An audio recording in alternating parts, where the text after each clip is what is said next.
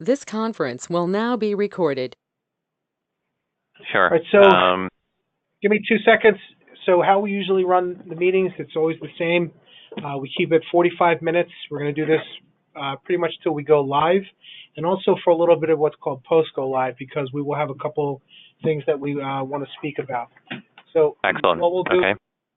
what we'll do is we're going to talk. We usually open up with what's called action items, open issues, decisions, which some of you guys are already familiar with.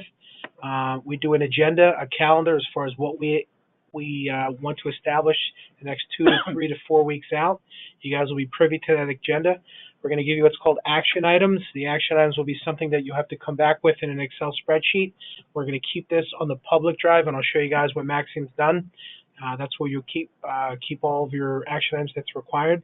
And then whoever is in charge of the action item will be responsible, or what's called the gatekeeper, to put this into Blue Cherry.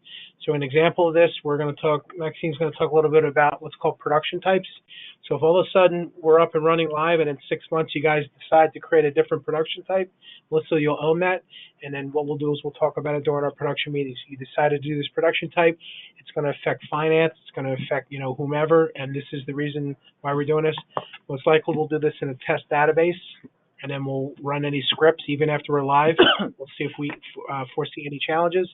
At that point, we'll all as a team sign off on it, and we'll say, now we're going to put this into production. Even though we worked it perfect into the test database, 95% of the time it's going to work fine in production, but we always anticipate there could be a challenge. At this point, Maxine, it's all you. Okay, very good. And can you guys see my screen? Yep. Very good. All right. So, we talked about it slightly, but yes, David, you're correct. It all begins with production type. This is where you define. Let's see what we have here in the system right now. So we have, looks like, 2 production types set up for kits and for FOB. If I open up the existing production type FOB, it's a division. It's based on divisional record. So you give it a production type code, which again in this case is FOB, and you give it a description. Again, looking at the BPR you guys have, we're potentially looking to create possibly 2 or 3 different production types. One is going into your domestic warehouse. One is going to port of entry.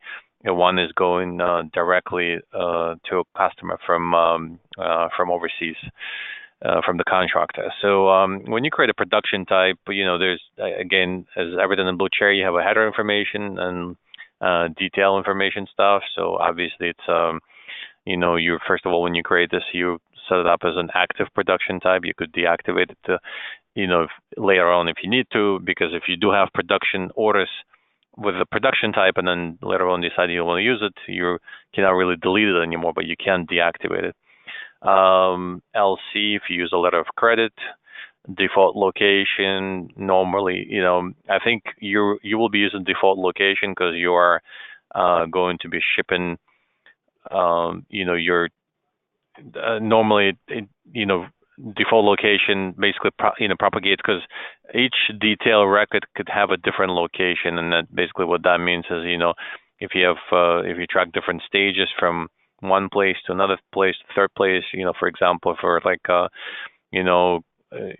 not FOB purchased, but for example places where you have to do you add some trims, you source some fabric, and it's moving from a dye factory to another mill, and so forth. So you might use different locations, but in your case, location, and normally that's basically where the goods are, going to be going to, and that's probably going to be your, header location and detail location as well. There's some stuff that has to do with finished good lots. I don't think you're going to be using that. Shipping cost accumulations typically is yes. Delayed bill of materials, I don't think you're going to be using this because you don't use bill of materials at all. And same thing with the cost sheet, delayed cost sheet that's here. I think important flags for you are going to be here, the multi style and order. So you could create multiple, styles in an order first, and then you can create a duplicate style in the same order. So we want to be able to do that, and use multiple due dates per style. So that's another flag that might be important to you, because I know sometimes you create a production order, you need some goods earlier, so you might split it, get something by air and then get something by water later down the road. So that's an important one.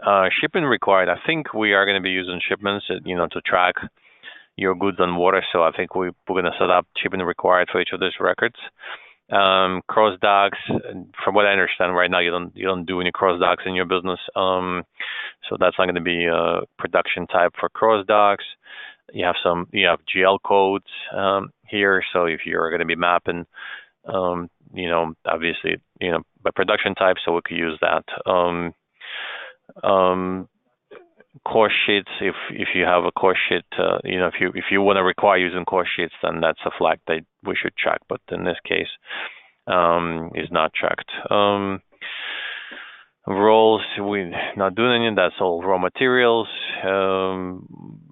Again, BOM inventory. So we're not doing any raw materials. So BOM is not important here as well.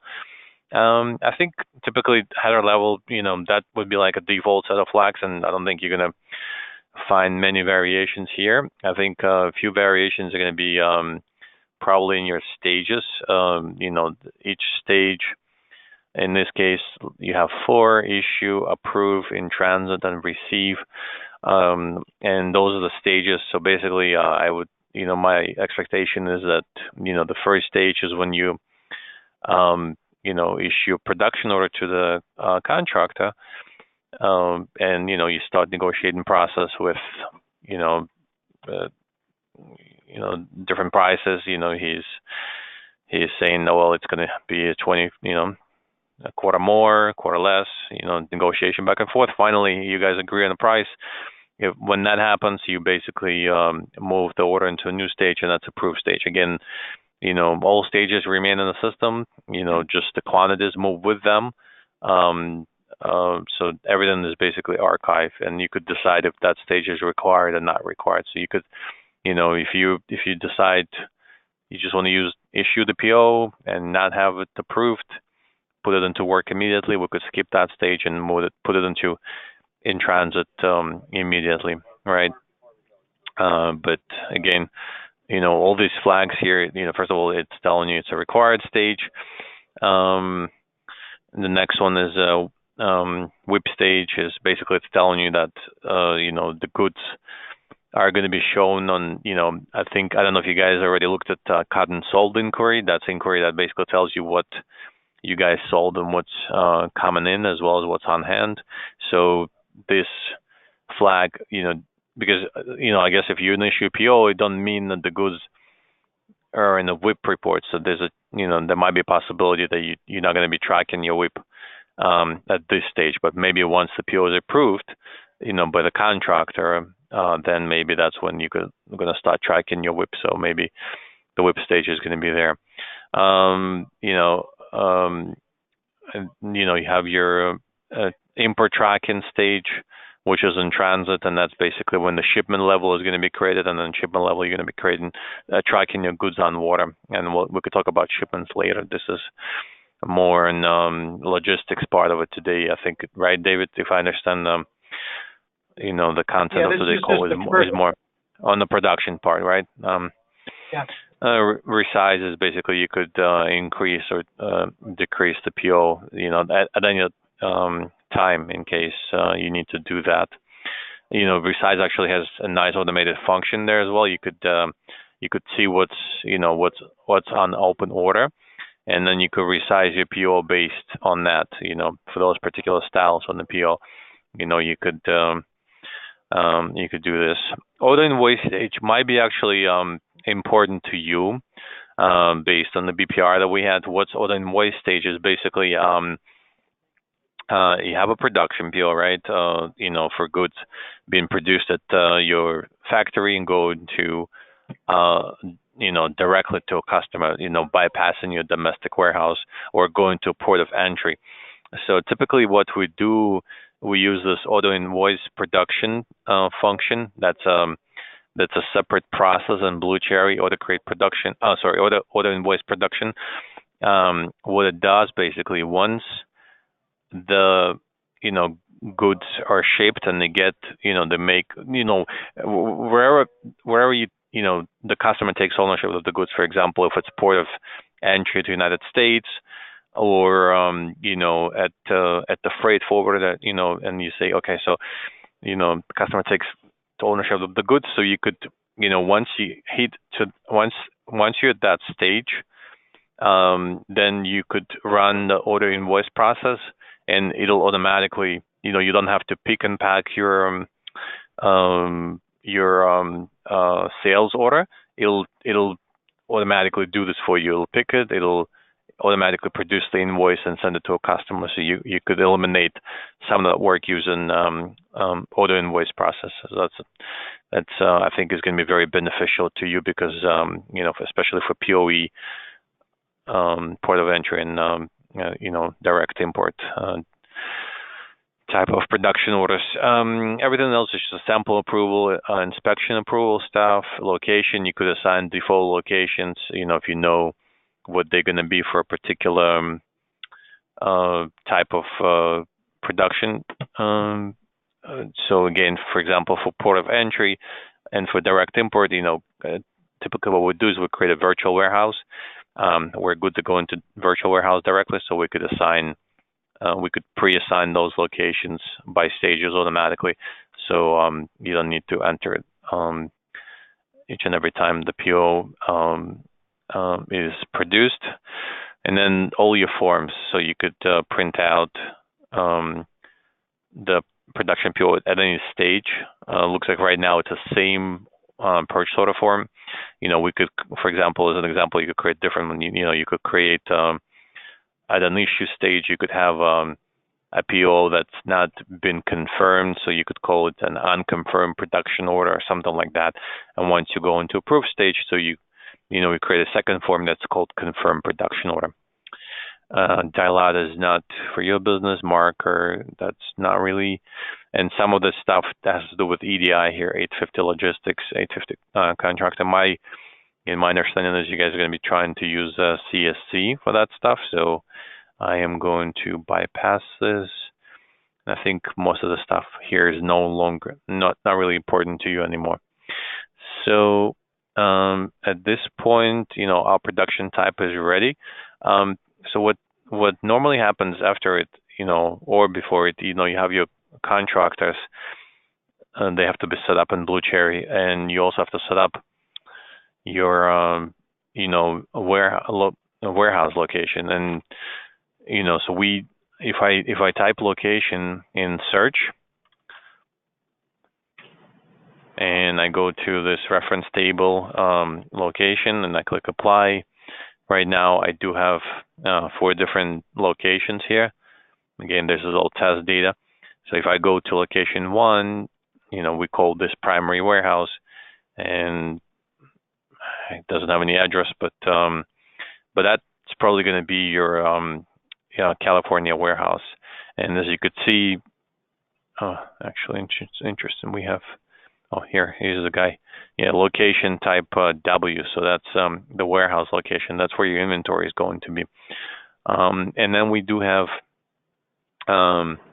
we could have this virtual locations, like either call the China and dropship location.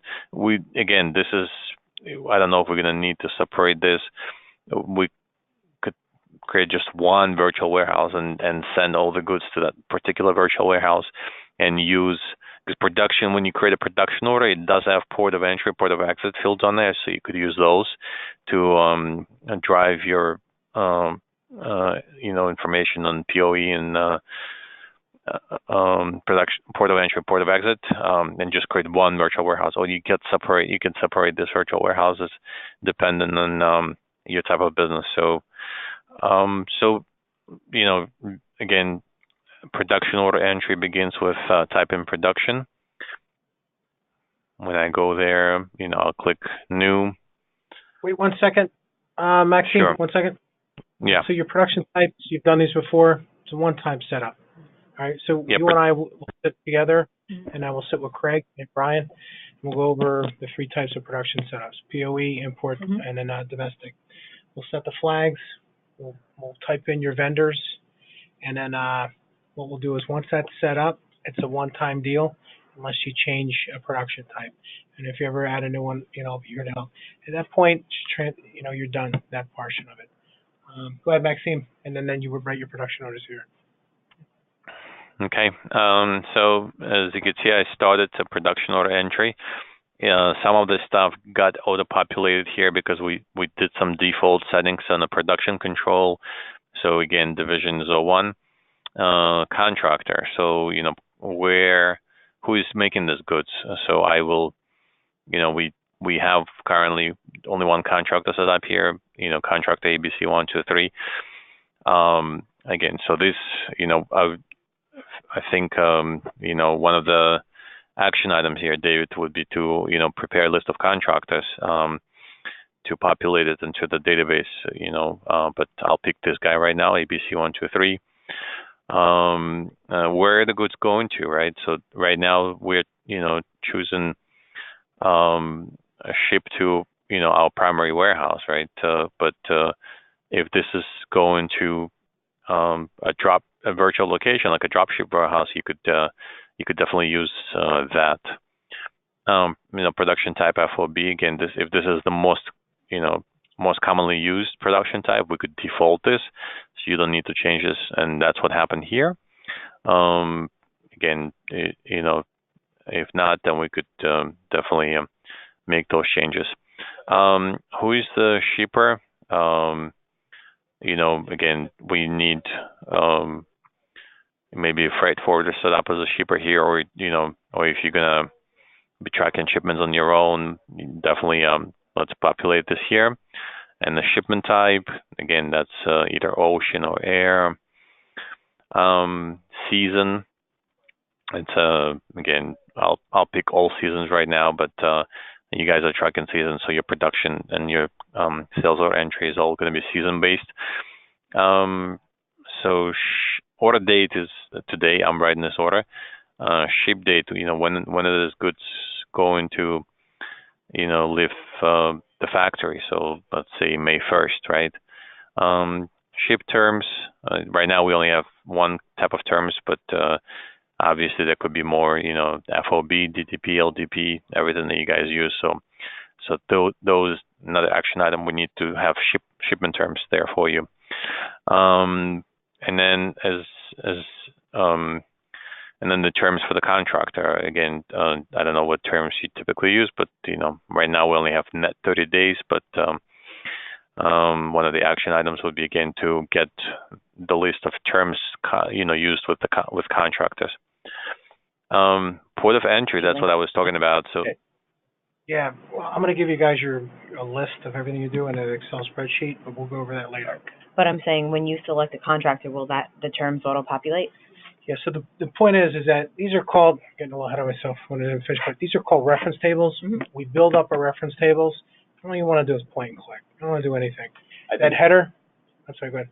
I think what Melissa's saying is that if you choose the primary contractor, then their term should automatically come up. Exactly. You shouldn't have to remember. To the point, everything populates. Okay. Okay. So what it is it says that contractor, it's a lot of stuff like that. That contractor populates terms.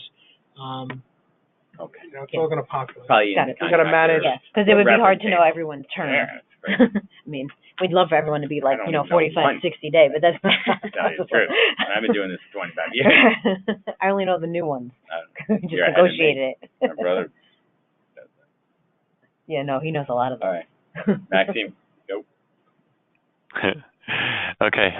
So again, for this particular order, we might not need to use port of entry, but however, for your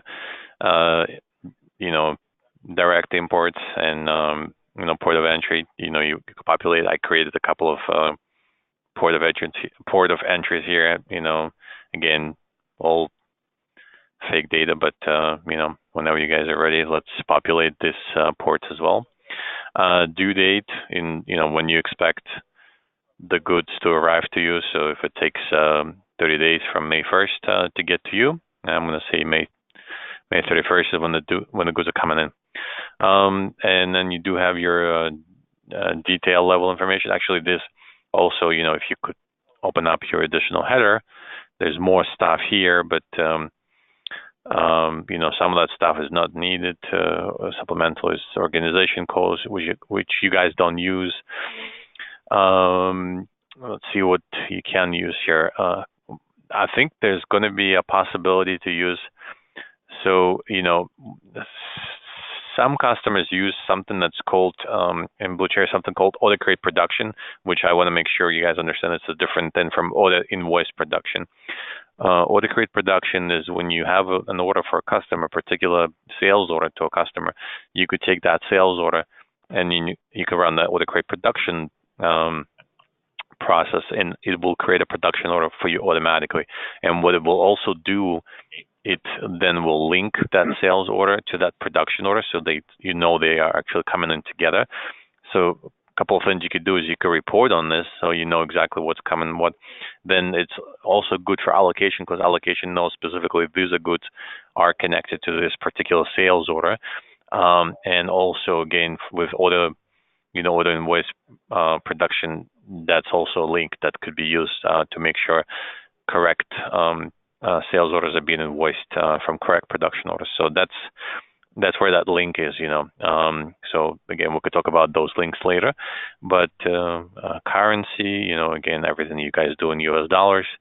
We're not doing anything for international currency. EDI, but I know you guys are not planning to use EDI for this. Import tracking, that's where, when you could do your port of exit here also, and all of that information will also be on the shipment level of record, and some UDF fields. If you need to add extra information, populate something on the purchase order, we could possibly utilize a lot of this fields here, UDF fields here. It looks like you have a lot here. So again, I don't know if all of them are on the PO form, but we could, during our testing, we could find out if they are, and if there is actually a need for this, because I don't know because I know one thing we already saw before. If we look at production order, and I believe we went to attachment and went into memo. I know we created a memo, and that memo was actually populated in the production order.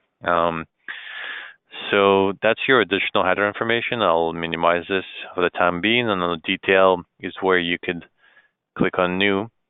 It automatically creates a first stage, because this one had no stages before. It's called an issue stage. If you remember, production type FOB had 4 stages. It had an issue stage, approve stage, in transit stage, and receive stage. So our style, I'll pick style that we worked with yesterday. It was this guy, Victoria Solid Throw Blanket. I think we only had one color created for this guy, almond. No label, no dim pack. So as you can see, the location got auto-populated from from our contractor. That was that flag, the default location. So we know at this stage it's always going to be at this location, and it automatically populates from the header level that it's going to location 01, which is our California warehouse. Again, these things can change. Will you get an alert if the contractor on ABC 123, if they weren't on the tech packs for Victoria Solid? Like, would it populate? Because you're saying that auto-populated? What if that wasn't the best? It's populated. So you picked. It's not because of the Victoria Solids. It populated from the header level. So basically, we had a flag on production type that's a default location, and what that default location was, when we picked the header level location, the contractor, it automatically populated that same location into your detail level record. So it's not about the production order. Pick the vendor. And then sometimes I guess my thing is that sometimes you have multiple vendors. For one PO? Not for one PO, but for an item. Yeah. But that's not an item. Change vendors. And then like right now, actually, one of the few things I like in Navision is if you try and add an item and the vendor's different and you maybe didn't update it on your item card, now Tech Pack, it tells you can't add it. Because if like we've just been resourcing a lot, so I Yeah. wouldn't want to write the PO to the wrong manufacturer, like in error, because it was Textro and now it's World or something like that. So you totally switch even before it's, obviously it's before it's in, at the, customs, right? X Oh Factory? yeah, like writing the order to the Yeah, to so the right customer. provided it's not in the issue stage, you can change it. But if it's already in one of those stages, you would have to copy the purchase order, create a new one, change the vendor, and then cancel this one, right? Is that correct, Maxime? It is correct, but I just want to understand, and that was Melissa speaking, right? That was Melissa on the phone. I just Yes. want to confirm. Yeah, sorry, Yes. I didn't recognize your voice yet, but hopefully as time goes by. So I just want to understand one more time. So you say in Navision, you assign vendors to styles, which you could do in Blue Cherry as well. You can assign styles, and you're saying basically Navision does is if you start creating a production order, if that vendor is different from what's been assigned to the particular style, it'll produce an error saying that you cannot use a different vendor. Is that what's happening with Navision? I see. Yes, that's correct. I'm not sure if Blue Cherry has something like that, but I could definitely look into this for you to see if there's a way to like mandate a contractor by style. And I know for sure if you go in the Style Master, there is a preferred vendor for this, but there's a way to mandate it. I don't 100% know, but I will double check for you. Okay. Let me just make that notation right now.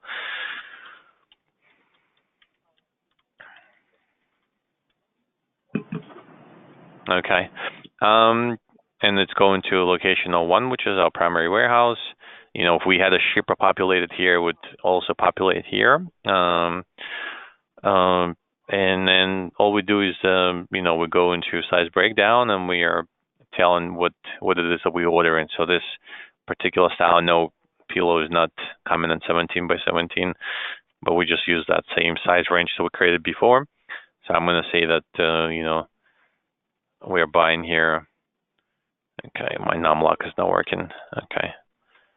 Let's say 100 pieces of these, 200 of these. All right, so, and we save this, and you have a PO in the transit stage. So all I'm going to do is click Save. Show them what the PO looks like, too. I will. So, yeah, we forgot to put in the ship term code, so I'll populate this here, FOB, and it's probably going to ask me to cascade it to detail lines, which normally Blue Cherry does. By our second conference room pilot, our goal is to not get any red. The red means 95% of the time is that we didn't set up our reference tables properly. Very good point. Yeah, and detailed scripts is extremely important. So I'll go to now if I go to tasks and if I click report and preview, we should be able to see a production form that was created for this particular production order. And here we have it. So contractor ABC123 from Joe's Accessories, PO number. It's automatically generated the number. You can set up different ranges by your production types. So, for example, if you have a production type, again, I don't know if you need to, but you can sort of say, hey, if it's a domestic production order going to a California warehouse, I wanted the PO numbers to start with 1. If it's an import order, they have the tech pack. They don't need all the nonsense we put on our PO. Right, you would export the tech pack first, yeah. But right now, or when we first launch, we'd have to download it and email it to them because they won't have access to just export it through the system, correct? Because we won't be using CSC. Yeah, so we got to can't you email it right out of? Yeah, no, we actually, Blue Cherry? we set up that vendor's email, and it just emails it right from Blue Cherry. But in the beginning, I think to your point, we want to prove it to ourselves they're getting it. Because all of a sudden we think they're getting it, and they're not. Well, they have to confirm. It doesn't have any spot where they confirm? You just reply back. Maxine, there's no confirmation I think that was, that we use the UDF then, because we would need yeah, somewhere to record the confirmation. Here's what normally Well, people do in the beginning. You the email them. confirmation is moving it to a new stage. So approved stage is We're talking about them is, getting, the vendor getting. Yeah. yeah, there's another stage, I think. The approved, you said? I think what Yeah. Brian's asking is that to confirm. What we want to do is bypass the fact that we got to download it and then send it to the vendor. The vendor actually can get a copy of this through email, but we'll get into that a little later. Go ahead, yeah. So Maxine. you can email it from here. So if you go tasks and instead of doing a preview just like I did, you could print it directly, or you could email it. And if you email it, you could populate your vendor email address here. Melissa, what's your email address? M. McGill. Am I spelling it right? G-I. No. G-I-L-L? Q. G-I, yep, take out the U. Yep. Yep. So if I do this, and if I click OK, and we could put, we could pick the format, PDF, Excel, and so forth. If I do this, I expect that in about 2-3 minutes you should get that PDF file right now. That's actually interesting. Yeah. I know sometimes, though, and it might have been formatting, some of the selections don't always come out in a pretty okay. format. They come out kind of weird, and you have to, Vendor's PDF is probably Yeah. safer anyway. probably, Laying so they around with can't, it. yeah. Yep. So you could email directly to vendor if you need to, and then you start negotiating, making changes, because you could at this point maybe you could close this production order, and tomorrow you come back to it and negotiating with a particular vendor a bunch of orders. Maybe they have 5 different orders, so you could always go back to production order and open up this filter here, right? And in the filter here, you could, for example, pick up orders only for that particular contractor. So I'm going to pick ABC 1, 2, 3 and click apply. Well, we only had one order, but if you had multiple orders for different contractors, you could only populate those. Again, you could do different other things here, to filter. You could populate, only find the specific production type or production order number, which in my case is 10008. Or you could, also use details. Details on the filter is, styles, for example. So I want to find orders only for that particular style. If I go back to show filter, how many actually POs? If I clear this and I click apply, I have 2 POs right now, right? So one is 1007. And what style does this have? Does this guy have? Okay, 07588. So right. So if I go back to show filter and I go to order detail and I click style and just put in that particular style, it's going to populate every single PO I have just for that style, right? Wow. So you could find them by. How many times I look at vendor and then I see 50 of them and I got to go through every PO? Wow. That's Well, nice. when you say, Yeah. yeah. So that's that. Let's actually, we have about 7 minutes left. Let's do let's receive that. Show them what it looks like. Yeah, perfect. Okay, so we are at the issue stage. The next stage would be, move it into approve stage once the contractor approves it. So I'm going to go to actions, and I could just click next here. So that basically next stage. It's asking me here if I want to skip the approve stage and put it into in transit immediately, but I'm going to pick approve stage, and and it's done. And you could change quantities here too, right? So for example, I could, go to size breakdown and say, in my approved, they tell you, oh, we don't have enough, fabric to, cut this goods. So let's, we're going to deliver only 80, Really cool. 160, 160, Yeah. and 80, right? So you're only going to get that much, right? Not ordering enough. Exactly. At Goes least you the can other know way. what you Yes. were targeting. Exactly. Absolutely. Right.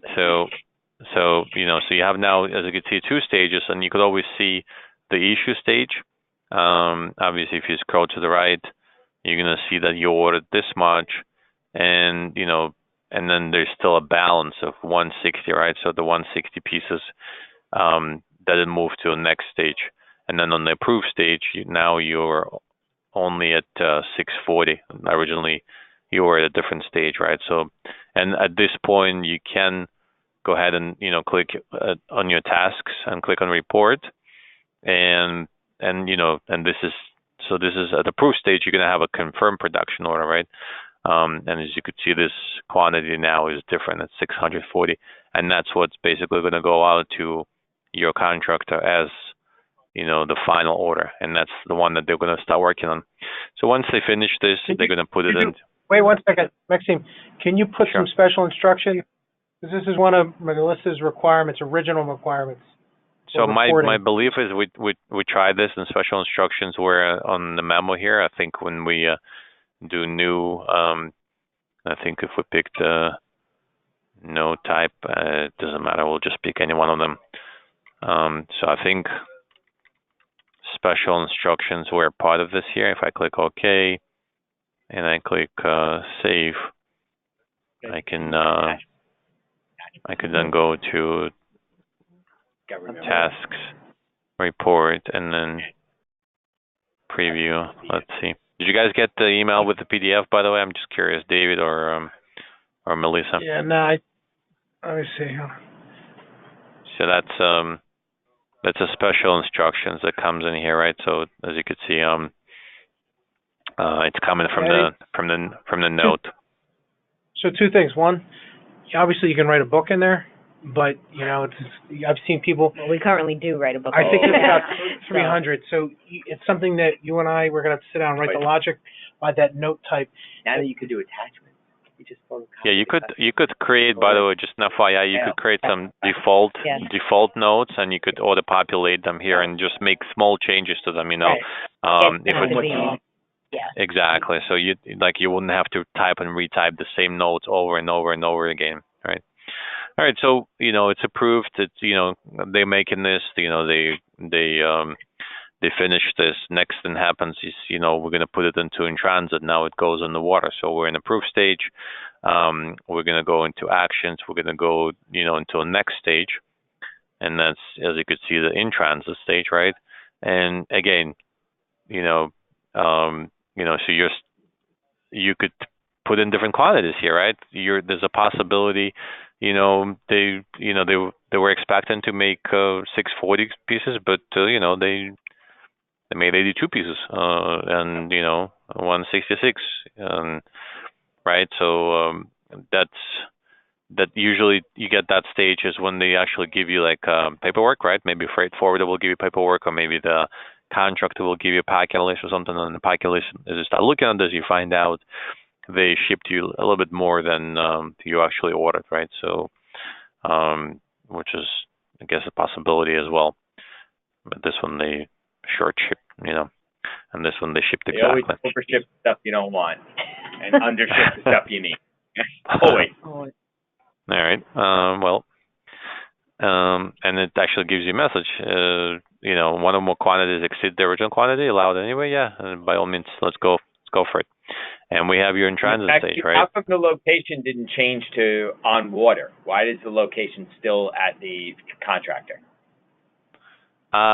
So because we're not tracking those locations. We can track the locations. Again, like I said, we could assign locations, but it's driving these locations, but because of that flag, which tells you that default location is a contractor, and that's where it's at right now. But good point. We could, Well, you might want to run a report on water report, right? Or we would call it in transit would technically be the on water, kind of how we, in transit. Okay. You could definitely, not contractor. Yeah, no. So that's not really right. That's the way that they label that in Blue Cherry. Okay. Unfortunately. All right. But Alan, and we're actually going to run over time. I wanted to do one more thing when Maxime was done. Alan wanted to see inventory valuation on that water. Yes. But that's the report that I would give him would be in transit, and then he would be fine. Okay.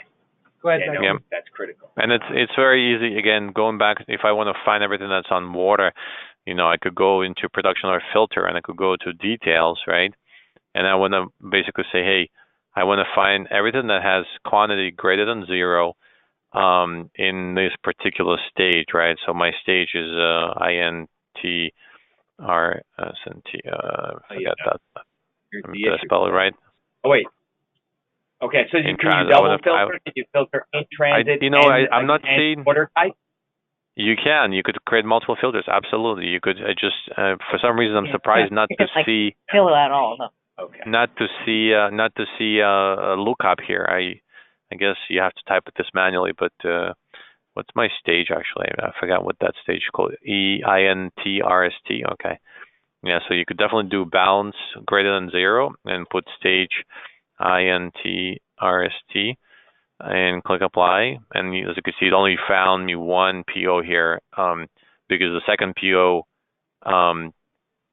if I clear this filter, I do apply, and I find the other PO it doesn't have a transit stage. It only has an issue stage.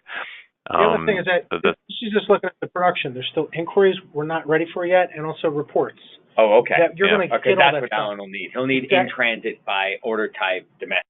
Yeah. He doesn't really care about in transit on FOB because we don't own that inventory. I'm going to Even though we'll customize track him a it. report, and also I'm going to that's build him an awesome. inquiry. Okay. He's going to have that on the fly.